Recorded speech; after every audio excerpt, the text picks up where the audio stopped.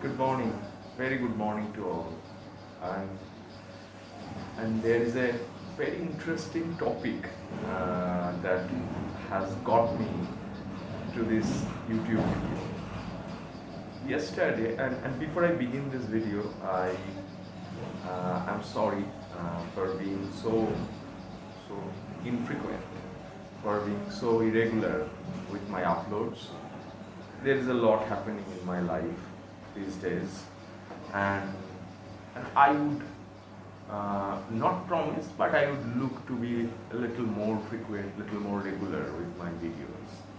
So, so first thing first, I'm sorry for being so irregular in my channel, and the reason why I have come here to shoot this video is because of a question that we were having during a conversation. My wife asked me a question that why do we have most of these hotels, the shapes, the male shapes, and why do we have women cooking in domestic spaces? And many of my students, many of my friends, they are interested in this question also. Now the question that is fascinating is not the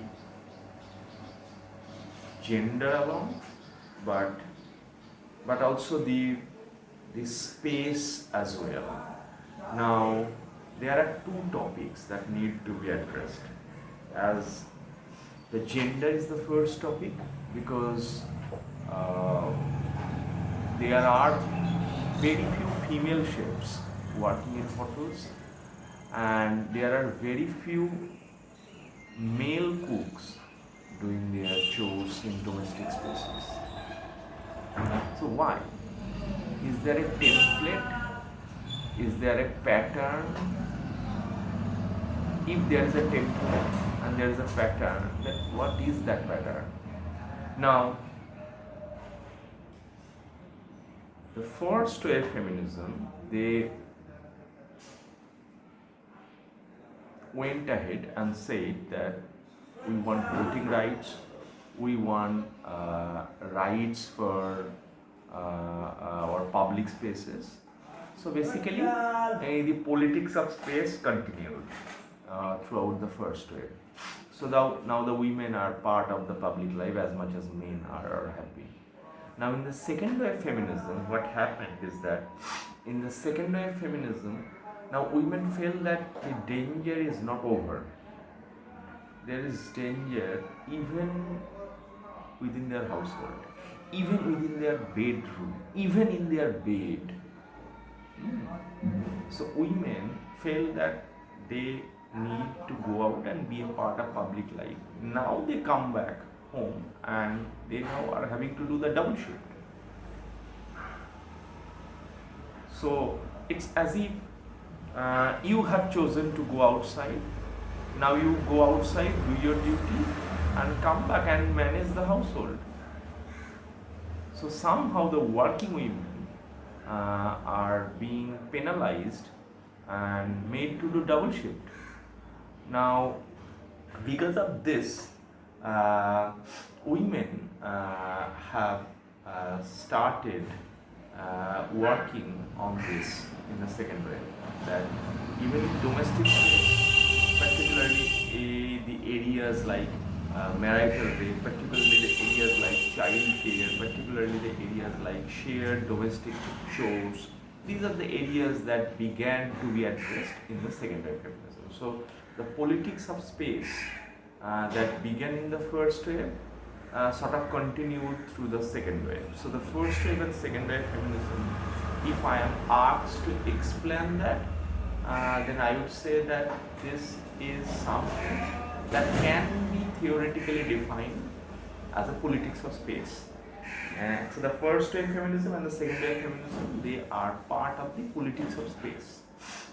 If you ask me one word to define the first waves of feminism, I would say politics of space. That is how I would like to define the first couple of waves of Western feminist movement. Be that as it may. Now, when the third wave comes along, then things began to change. But that's not where I am supposed to head into, so far as this talk is concerned. But that is not something that I'm here to talk. Maybe I'm going ahead of myself. But this is exactly where the answer of the questions that my wife had asked me lies. Because as long as women were cooking inside the domestic space, patriarchy was okay with that. Patriarchy was more than okay with that, right? Patriarchy was more than okay with that. Now, the moment women began to infiltrate into public space, that means that infiltration of women into public space means that they would be able to earn money. This is the moment that I have been building up to, that this lecture has been being built up to. So the moment women began to be a part of public life.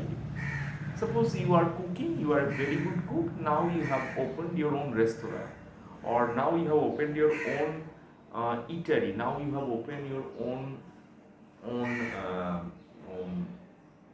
own street side dhaba, where there will be customers, where there will be foodies, and where there will be money, and you will earn money. So the moment you start doing that, then what you are doing, you are using your skill, which is cook. You are using your skill to take a bite at capitalism. That's what you are doing. You are using your skill to get hold of capitalism. You are using your skill to earn money. And the moment capitalism is something that becomes enmeshed into this ideology, then what happens? That the proper cis heteronormative heteropatriarchal men, they saw red flags. They saw red flags, and they began to understand that now there is a threat. Now there is a threat. So, how about women trying to help you out? How about women trying to help you out? না মানে তোমরা বাড়ির রান্না করছো, বাড়িতেই রান্না করো, but সেই স্কিলটা দিয়ে অর্থ উপার্জনের কাজে প্রফেশনালি ইনভলভ হয়ে যাওয়াটা তোমাদের চাপ হয়ে যাবে। আমরা ভালো পুরুষ যারা, খুব ভালো পুরুষতান্ত্রিক পুরুষ, খুব ভালো পুরুষতান্ত্রিক পুরুষ যারা, তারা এটাতে আমরা তোমাদের সহযোগিতা করি, হেল্প করি, let us help you out. আমরা তো খুব ভালো পুরুষতান্ত্রিক পুরুষ, সেই জন্য আমরা তোমাদেরকে সহযোগিতার হাত বাড়িয়ে দিলাম। নাও they did that, the heteropatriarchal men did that because they felt the threat. And because they felt the threat, they then immediately tried to sought to neutralize that threat. They immediately tried to nullify, negotiate with that threat that they might have felt. So therefore, the moment cooking as a professional skill, not as an amateurish love, But the moment cooking as a professional skill went out into public space,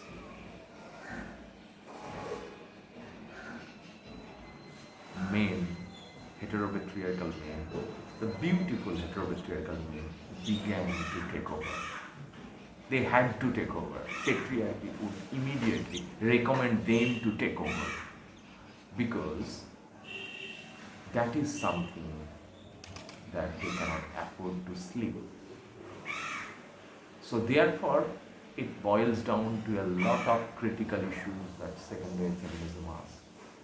It boils down to a lot of criticism that first-wave feminism asked. And how can we do that? How can we allow women to earn so much money by way of selling cooking? You can cook, you love to cook for your husband. You can cook, you love to cook, you cook for your chele pule, nati pule. You cook for your shoshur shashuri, you cook for your bachcha kacha. But you cannot cook in public space for money. The moment you try to do that, then those wonderful heteropatriarchal men will come and help them by way of somehow leaving that space inaccessible to them. So therefore, the main chef in hotels, in restaurants, in public spaces, in public spheres are the redressal of that threat, through which what do? They negotiate and neutralize women, the threat of women taking over the public space and capitalism through the amateurish art of cooking. So therefore, the result is obvious. Result is there for everyone to see that men cook in public spaces and women cook in private spaces. And the moment cooking is associated with money, the moment cooking is associated with capitalism, the moment cooking is associated with self-dependence, autonomy, agency, career, men overtake it. And the moment cooking remains an amateurish, domestic space art,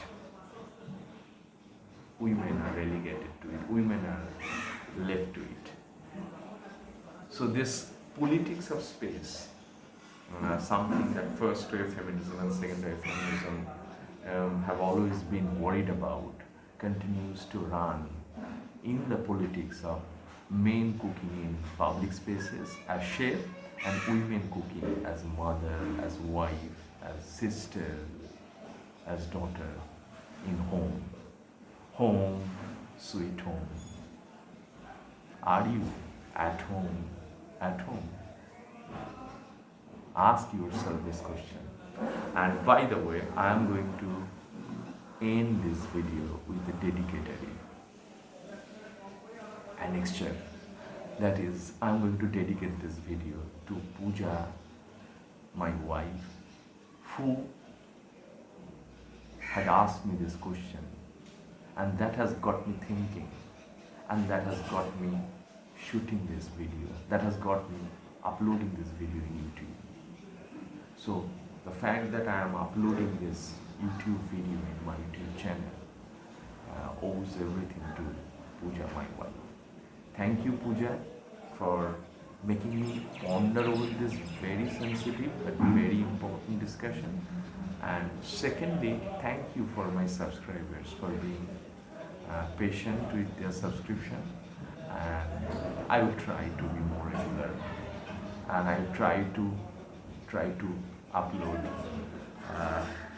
I'm not promising, but then I am making sure that I would be a little more regular with my uploads, with my talks in my YouTube channel. Thank you so much. Thank you. And before I end this video, thank you, Pooja Das, for making me introspect, brood, ponder over this very important discussion of cooking as an art that makes you help earn money in public space. So that's where the main takeover, and cooking as an amateur art that is not associated with money. So women are left to it. So there's a lot of politics of space critique that goes into the gendering of cooking, that goes into the politics of space, that goes into this gendering of cooking. Thank you so much. See you soon. Bye bye for the time being.